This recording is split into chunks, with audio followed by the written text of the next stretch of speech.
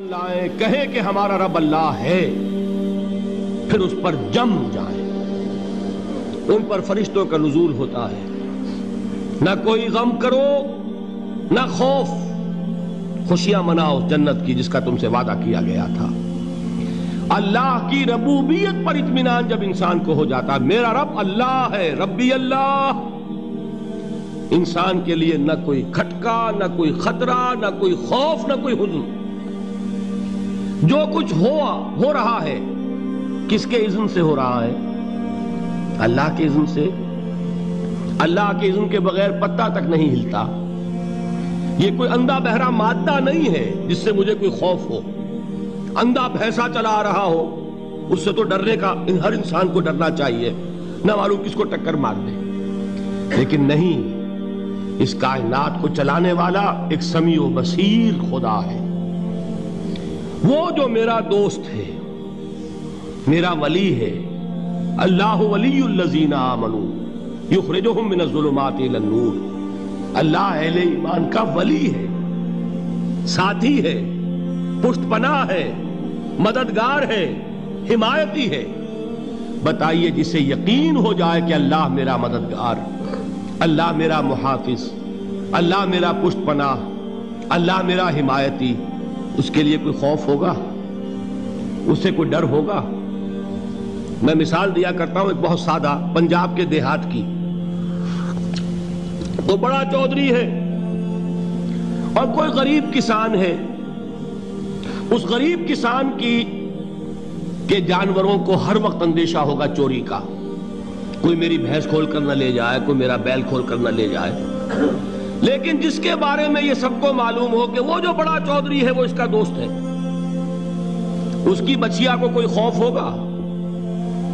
اس کی بھینس پر کوئی ہاتھ ڈالے گا؟ اسے کوئی اندیشہ ہوگا؟ نہیں۔ کیوں؟ کہ وہ بڑا چودھری، بڑا اس کا یہاں کا سردار، جاگیردار، سب کو معلوم ہے وہ میرا دوست ہے، کوئی میرے خلاف اقدام نہیں کر سکتا۔ اس دنیا میں یہ چھوٹی سی بات اگر آپ کے دلی اطمینان اور سکون کا باعث بن سکتی ہے تو ذرا تصور کیجئے۔ میں لفظ تصور استعمال کروں گا صرف اس لیے کہ اس کا ہم جس کو کہتے ہیں ادراک اور شعور کر نہیں سکتے، اگر کے ساتھ کر سکتے۔ اگر یقین ہو کہ اللہ میرا مددگار اور یقین ہو کہ اللہ ہر آن میرے ساتھ ہے، پھر کوئی خوف؟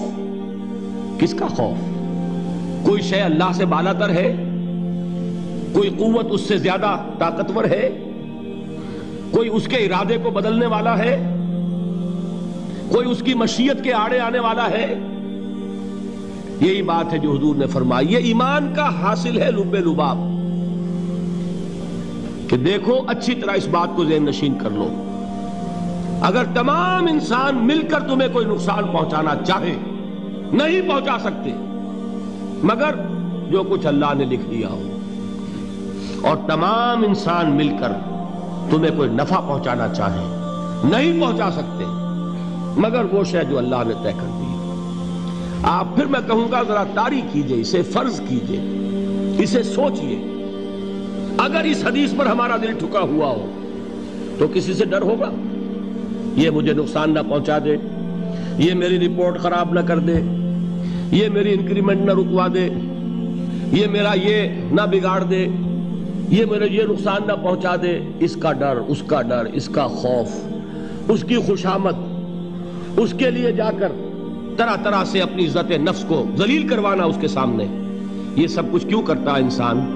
جب سمجھتا ہے کہ اس کے ہاتھ میں میرا کوئی نفع ہے، اس کے ہاتھ میں میرے لیے کوئی ضرر ہے، یہ مجھے کوئی غضب پہنچا سکتا ہے، یہ مجھے کوئی نقصان پہنچا سکتا ہے، یہ میرا کوئی کام بنا سکتا ہے، یہ میری کوئی ضرورت پوری کر سکتا ہے، اسی کا نام شرک ہے۔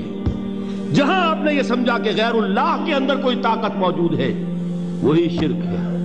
بتوں سے تجھ کو امیدیں، خدا سے نومیدی، مجھے بتا تو صحیح اور کافری کیا ہے؟ شرک تو یہ ہے۔ جس پر بھی تمہیں یہ خیال ہے، کلمہ ہے یہ کلمہ سوم، لا حول ولا قوت الا باللہ، ذرا اس پر دل کو کبھی اگر آپ تصور کریں، پھر فرض کریں، دل ٹھک جائے اس پر، کوئی طاقت نہیں۔ یہی بات تھی جو شیخ عبد القادر جیلانی رحمۃ اللہ علیہ نے اپنی وصیت میں اپنے بچے سے کہی. 11ویں دینے والے ہیں، لیکن حضرت شیخ عبد القادر جیلانی کی وصیت اور تعلیمات کو کتنے لوگ ہیں تو جانتے ہو؟ یہ جن مقامات تک پہنچے ہیں وہ کس چیز کی بدولت پہنچے ہیں؟ انہوں نے جو پیغام دیا وہ کیا تھا؟ اے میرے بچے، جس طریقے سے قرآن مجید میں حضرت لقمان کی نصیحتیں جو ہے نقل کر دی گئی ہیں، میں یہ عرض کروں گا بالفرض اگر قرآن حضرت عبد القادر جیلانی کے بعد نازل ہوا ہوتا تو شیخ عبد القادر کی یہ نصیحتیں بھی قرآن میں درج ہوتی. اتنی اونچی نصیحتیں ہیں. اے میرے بچے، اس حقیقت کو ذہن نشین کر لے، لا فاعل فی الحقیقت ولا مؤثر الا اللہ. اس کائنات میں نہ کوئی فاعل حقیقی ہے نہ مؤثر حقیقی ہے سوائے اللہ کے. کسی شے میں کوئی تاثیر نہیں اگر اللہ نہ چاہے. آگ جلا نہیں سکتی اگر اللہ نہ چاہے. پانی ڈبو نہیں سکتا اگر اللہ نہ چاہے. زہر ہلاک نہیں کر سکتا اگر اللہ نہ چاہے. کوئی چیز فائدہ نہیں پہنچا سکتی اگر اللہ نہ چاہے. تو در در پہ کیوں سر جھکاتے ہو؟ در در پر کیوں جبیں سائی کرتے ہو؟ سب کے سامنے کیوں ہاتھ پھیلاتے ہو؟ ایک اللہ سے مانگو. ایک اللہ کے سامنے زمین پر اپنی جبین رکھو. لا فاعل فی الحقیقت ولا مؤثر الا اللہ. نظر آتا ہے ہمیں کہ پانی پیاس بجھا دیتا ہے. پیاس بجھانے کی صلاحیت پانی میں نہیں ہے، اللہ کے اذن سے. کھانا بھوک مٹا دیتا ہے. بھوک مٹانے کی صلاحیت کھانے میں نہیں ہے، اذن رب میں. دیکھیے یہی یقین تھا. حضرت موسیٰ علیہ السلام کا واقعہ یاد کیجئے. سامنے سمندر آ گیا ہے. قوم دیکھتی ہے پیچھے کہ گرد و غبار کا طوفان ہے. معلوم ہوا کہ فرعون اپنے لشکر سمیت آ گیا ہے. لشکر جب چلتا تھا تیز رفتاری کے ساتھ تو گرد و غبار کا جو طوفان اٹھتا تھا اس کا تصور کیجئے. اور لمحہ بلمحہ وہ قریب آ رہا ہے. پوری قوم نے کیا کہا؟ اے موسیٰ انا لمدرکون. اے موسیٰ ہم کو پکڑے گئے. قرآن مجید نے تو یہاں وہ باتیں نہیں لکھی ہیں، لیکن تورات میں یہ درج ہے کہ بنی اسرائیل جھگڑنے لگے، دست و گریبان ہو گئے موسیٰ کے ساتھ.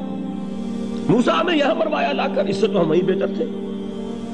وہاں کھانے کو ملتا تھا، زندگی تو تھی، بیگار ہم کر رہے تھے، موت تو نہیں تھی.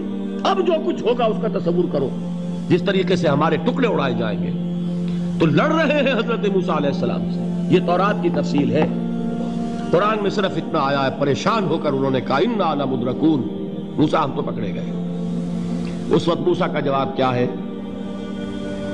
کلا ان معی ربی سیہدین. نہیں، میرے ساتھ میرا رب ہے، وہ راستہ دے گا. بتائیے کہاں راستہ نظر آ رہا ہے؟ یہ ہے ایمان بالغیب. راستہ نظر نہ آئے تب اللہ پر یقین ایمان ہے. جیب میں پیسے ہوں اور تب دل کو اطمینان ہے تو ایمان کس پر ہوا؟ پیسے پر، اللہ پر نہیں. جب وسائل و ذرائع نہ ہو اور پھر یقین ہو کہ اللہ مسبب الاسباب ہے، وہ اسباب کا پابند نہیں ہے، وہ اسباب کا محتاج نہیں ہے، اسباب اس کے محتاج ہیں. اگر یہ یقین ہے تو اللہ پر ایمان ہے. یہ نہیں ہے تو تمہارا ایمان اسباب پر ہے، وسائل پر ہے، ذرائع پر ہے، مادیات پر ہے، اللہ پر نہیں. اس وقت کہاں راستہ تھا؟ کوئی راستہ تھا؟ سمندر ہے اور ادھر سے لشکر آ گیا ہے. کلا ان معی ربی سیہدین. اب دیکھیے ایمان کہہ دینا آسان ہے، ہوا معکم اینما کنتم. جہاں کہیں بھی تم ہوتے ہو اللہ تمہارے ساتھ ہوتا ہے. لیکن اس کا یقین قائم ہو جائے تو زمین و آسمان کا فرق واقع ہو جائے.